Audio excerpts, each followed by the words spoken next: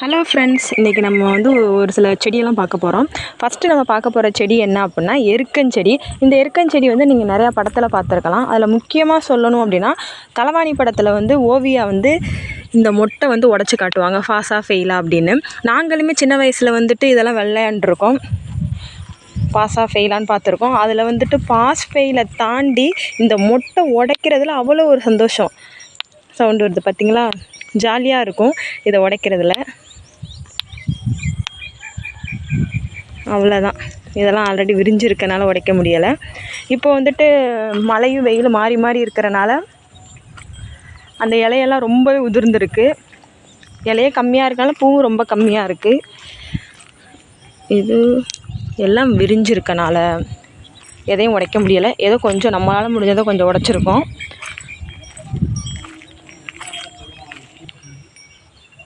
இது என்ன செடி அப்படின்னா சப்பாத்தி கள்ளி. இதோட பழத்தை சாப்பிட்டாங்க அப்படின்னா யூட்ரஸுக்கு வந்து ரொம்ப நல்லது. இப்போது இது வந்துட்டு காயாக இருக்குது.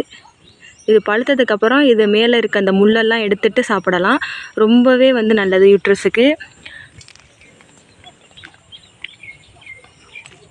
அடுத்து என்ன செடி பார்க்கலாம், உங்களுக்கு ஒரு முக்கியமான செடியை காட்டுறேன் வாங்க.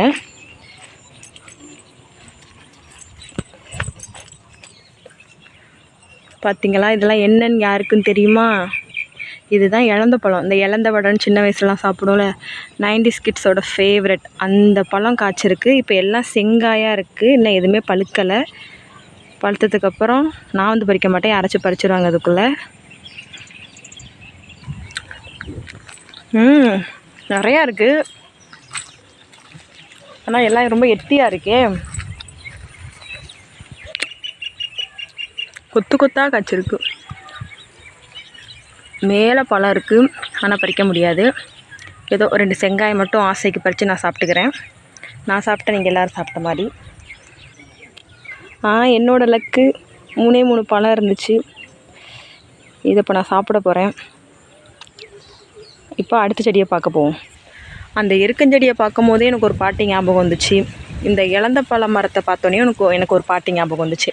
உங்களுக்கு அந்த பாட்டெலாம் ஞாபகம் இருக்கா அப்படிங்கிறத கண்டிப்பாக கமெண்ட் பண்ணுங்கள். நிறையா பனைமரம் இருக்குது, ஆனால் அந்த பனைமரத்துலலாம் நொங்கு இல்லை, நொங்கே காய்க்கலை. ஏன்னா மே மந்த்து தானே ஸ்டார்ட் ஆகும் நொங்கு சீசன், அதனால் நொங்கு காய்க்கலை போல் இருக்குது. எல்லாமே சும்மா வெறுமனையாக இருக்குது. கேஷுவலாக வந்துட்டு இருந்தால் இங்கே ஒரே முட்டாக இருந்துச்சு. என்ன முட்டை, நான் பக்கத்தில் தான் போய் பார்த்தேன். பக்கத்தில் போய் பார்த்தா இது பாம்பு புத்து. ஆமாம், அந்த பாம்பெல்லாம் எப்படி இந்த மண்ணை கொண்டாந்து சேகரிக்கும்? இந்த டவுட் எனக்கு ரொம்ப நாளாக இருக்குது. யாருக்கு தெரிஞ்சால் சொல்லுங்கள். பார்த்திங்கன்னா எவ்வளோ தைரியசாலின்னு, எவ்வளோ பக்கத்தில் வந்து நிற்கிறேன்னு. எல்லோரும் என்ன மாதிரி தைரியசாலியாக இருங்க. இப்போ எல்லா வயலுமே வந்துட்டு நெல் வந்து அறுக்கிற ஸ்டேஜுக்கு வந்துருச்சு. எப்படி இன்னும் 1 வீக்கில் எல்லாருமே அறுவடை பண்ணிடுவாங்கட்டு.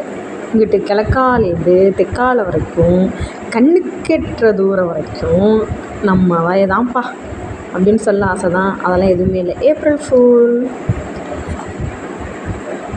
இந்த செடி தான் ரொம்ப நேரமாக தேடிட்டு இருந்தேன். இந்த செடி வந்து ஈச்சஞ்செடி. இப்போ இந்த ஃபஸ்ட்டு ஸ்டார்டிங்கில் பச்சை கலரில் இருக்கும், அப்புறம் லைட்டாக ரெட் கலரில் இருக்கும், அப்புறம் நல்ல ரெட்டுக்கு வந்துட்டு அப்புறம் பிளாக் கலரில் மாறிடும். பிளாக் கலரில் பறித்து தின்னோம் அப்படின்னா செம்ம டேஸ்ட்டாக இருக்கும். பேரிச்சம்பழம் செடி மாதிரியே இருக்கும், நல்லாயிருக்கும். ஈச்சஞ்செடியை பார்த்துட்டு வந்தால் இங்கே ஒரு அழகான ஆட்டுக்குட்டி இருந்துச்சு. முயல் குட்டி மாதிரியே இருக்குல்ல. ஓய், ஐயோ க்யூட்டு. அப்படியே வீட்டுக்கு போயிட்டு இருக்கும்போது ஒருத்தவங்க வீட்டில் எவ்வளோ மாங்காய் காய்ச்சி கிடந்துச்சு. அதையும் அப்படியே பார்த்துட்டு இவ்வளவு காமிச்சு எங்கள் வீட்டில் உள்ள செடியை காமிக்கலைன்னா எப்படி? எங்கள் வீட்டில் உள்ள பலாமரம் இந்த வாட்டி நல்லா பலாக்காய் காய்ச்சிருக்கு. எந்த வருஷமும் இப்படி காய்க்காது, ஆனால் இந்த வருஷம் வச்சுக்கோ அப்படிங்கிற மாதிரி பலாமரம் இவ்வளோக்கா காய்ச்சிருக்கு. எல்லா காயும் நல்லபடியாக பழுக்கணும், நான் நல்லபடியாக சாப்பிடணும். டேஸ்ட்டும் அல்டிமேட்டாக இருக்கும். இப்போது ரீசெண்டாக தான் ஒரு பழம் பறித்து சாப்பிட்டோம் போன வாரம். அடுத்த பழத்துக்காக வெயிட்டிங்.